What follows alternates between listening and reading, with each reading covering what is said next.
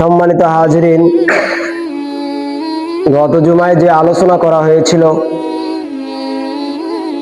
আল্লাহ তাআলা মানুষ বানাইছেন। মানুষ বানানোর পিছনে একটা উদ্দেশ্য আছে, আছে না নাই? মানুষ বানানোর পিছনে একটা উদ্দেশ্য, সে উদ্দেশ্য হলো বান্দা আল্লাহ তাআলার হুকুম আদায় করবে, আল্লাহ তাআলার কদমে সিজদা দিবে। আল্লাহ মানুষ বানাইলেন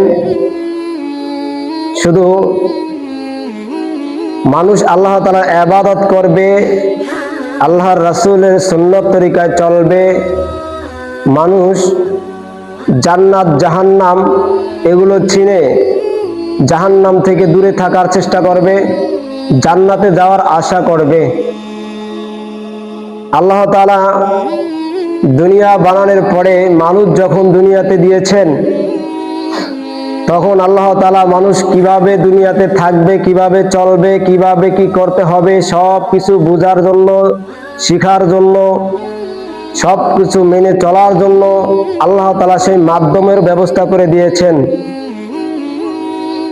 ধর্মীয় লাইনে আল্লাহ তাআলা মানুষ পাঠানোর পরে মানুষ কিভাবে আমল করবে, জাহান্নাম থেকে কিভাবে বেঁচে চলবে, জান্নাতের কিভাবে আশা করবে, কিভাবে নামাজ পড়তে হবে, কিভাবে এরকম নেকের কাজগুলো করতে হবে, এই কাজগুলো বুঝাবার জন্য, জানাবার জন্য আল্লাহ তাআলা নবী রাসূলদেরকে প্রেরণ করেছেন।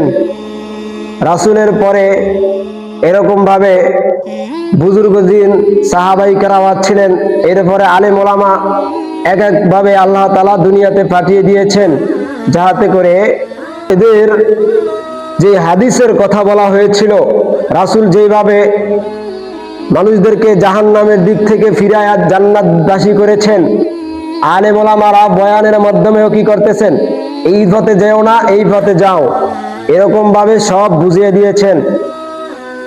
উদ্দেশ্য একটাই, মানুষ যেহেতু করে আল্লাহ তাআলাকে চিনতে পারে, আল্লাহ তাআলার ইবাদত বন্দেগী করতে পারে। এই সব কিছু বুঝাবার পরে আলেম ওলামা ধরে ধরে বুঝাইতেছেন, ফারিকুম ফিল জান্নাহ ওয়া ফারিকুম ফিস সাঈর। রাস্তা দেওয়া হয়েছে দুইটা, একটা রাস্তার নাম হলো জান্নাত, আর একটার নাম হলো জাহান্নাম। এই দুই রাস্তায় দেওয়ার পরে এবার বলা হয়েছে, জাহান্নামের রাস্তায় যদি তুমি যাও তাহলে তোমার অবস্থা খারাপ হবে, তোমার ঠিকানা তখন কি হবে, জাহান্নাম হয়ে যাবে। আর যদি তুমি এই পথে যাও, জান্নাতের পথ যদি বেছে নাও, তোমার ঠিকানা জান্নাত হবে। এই পথগুলো বুঝাবার জন্য, চিনাবার জন্য আল্লাহ তাআলা লক্ষ লক্ষ নবী রাসূল পাঠিয়েছেন। এরপরে নবী রাসূলের দরজা যখন বন্ধ হয়ে গিয়েছিল, এরপর থেকে আল্লাহ তাআলা এরকম এক দল করে এরকম জাতিদেরকে পাঠাইতেছেন। সাহাবাইদেরকে পাঠাইলেন, এরকম ভাবে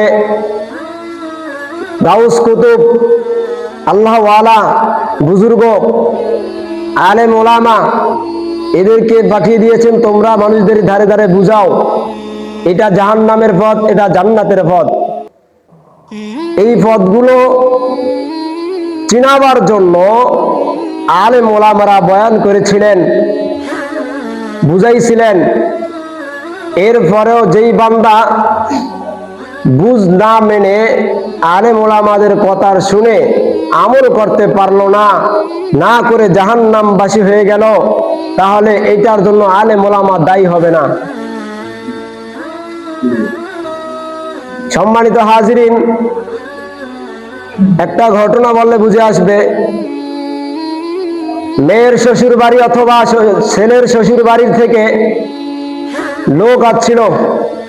মেহমান আসার পরে, যেটাকে বেই বলা হয়, মেয়ের শ্বশুর বেই বলে না, ওই বেয়াই সাহেব যখন বাড়িতে আসলো, আসার পরে এবার বলা হয়েছে বেয়াইর জন্য পুষ্কুনির থেকে বড় ধরনের একটা মাছ ধরে নিয়ে আসো। মাছ যখন ধরতে গেল, পুষ্কুনির মধ্যে জাল মারতেছে, জাল মারতে মারতে মারতে মারতে ক্লান্ত হয়ে গেল, কিন্তু কোনো মাছ উঠতেছে না। শেষ মুহূর্তে একটা মাছ উঠলো। ওঠার পরে দেখতেছে এরকম পরিমাণ মাছ উঠলো, যেই মাছ দিয়ে আমার মেহমান তো বিদায় করা যাবে না, আরো লজ্জায় পড়তে হবে। চিন্তা ভাবনা করার পরে এবার ওই ছোট মাছ নিয়ে যখন চলে যায়, দেখতেছে পুকুরের ভিতরে এখন বড় বড় মাছ এরকম চারি দিতেছে। ওই ভাই এবার মাছের এলান করতেছে, রে মাছ, তুই ভালো করে শুনো, আজকে আমার সাথে গাদ্দারি করতেছ। আমার বাড়িতে মেহমান আসছিল, তোকে ধরার জন্য ধরতে পারলাম না। আজকে আমার মেহমানের কাছে বেইজ্জতি হইতে হবে। তুমি ভুলা যাও না, তোমার এই পুষ্কুনির ভিতরে যখন আমি দিয়েছিলাম তুমি তখন ছোট ছিলা।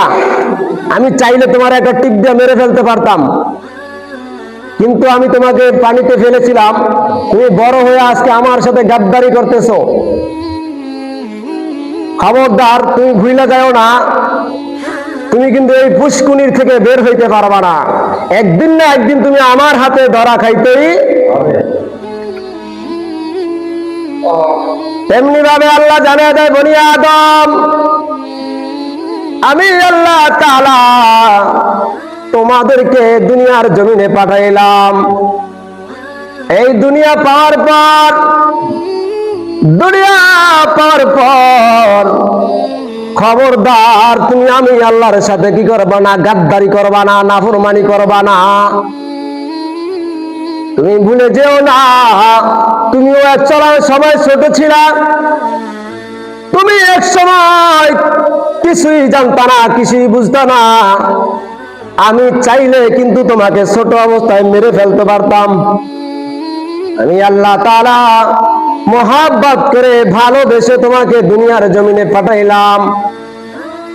অনেক মানুষ এরকম আছে, মায়ের গর্ভ থেকে আসার সময় ইন্তেকাল হয়ে মারা যায়, তাই কিনা? আমি আল্লাহ চাইলে তোমাকে তখনও মেরে ফেলতে পারতাম। আমি আল্লাহ তাআলা তখন মারি নাই। তোমার জন্য আমি আল্লাহ যেমন সুন্দর দুনিয়ার ব্যবস্থা করে দিলাম। ও গোলাম, এই দুনিয়া পাওয়ার পর আমি আল্লাহর সঙ্গে নাফরমানি করবা না।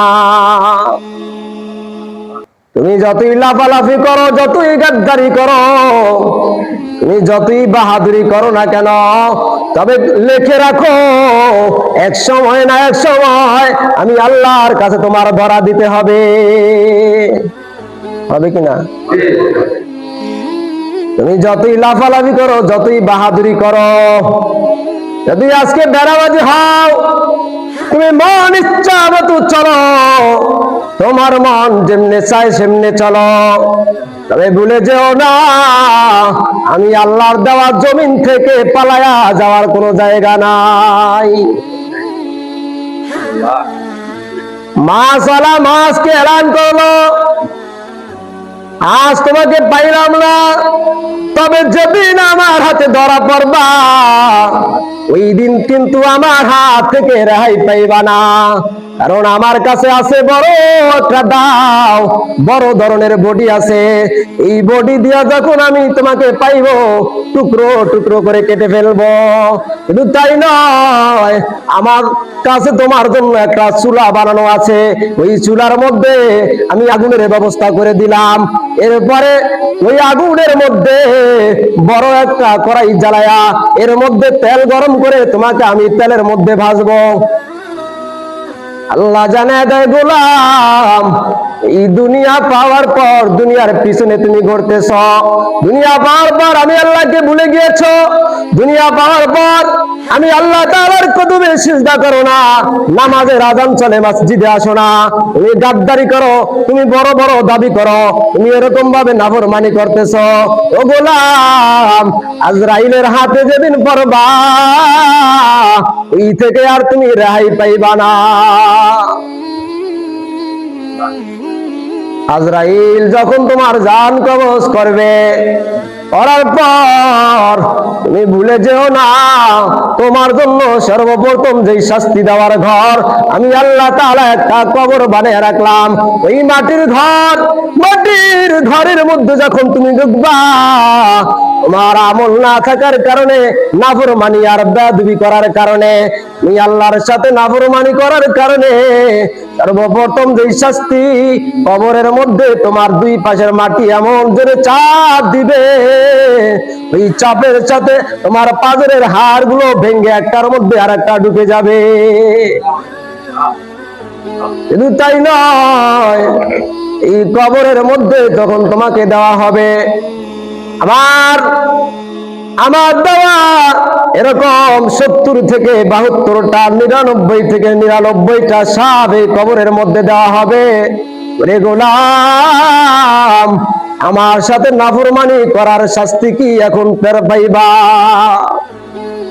মাছ কাটার পরে দেখবেন মাছের মধ্যে লাফালাফি করে, কাটার পরেও মাছ যখন কাটা হয় তখনও লাফায়।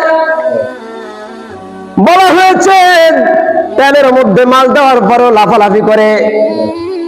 ওরে গোলাম, দুনিয়ার জমিনে আমি আল্লাহর সঙ্গে নাফরমানি করলাম, আমি আল্লাহ শুধু কবরের আযাব তাই না, আমি আল্লাহ তোমার জন্য একটা বড় চুলা বানিয়ে রাখলাম জাহান্নাম। ওই জাহান্নামের আগুন কিভাবে সহ্য করবা? যখন জাহান্নামের মধ্যে ফালানো হবে তখন তোমারও অবস্থা ওই মাছের মতো হইবে।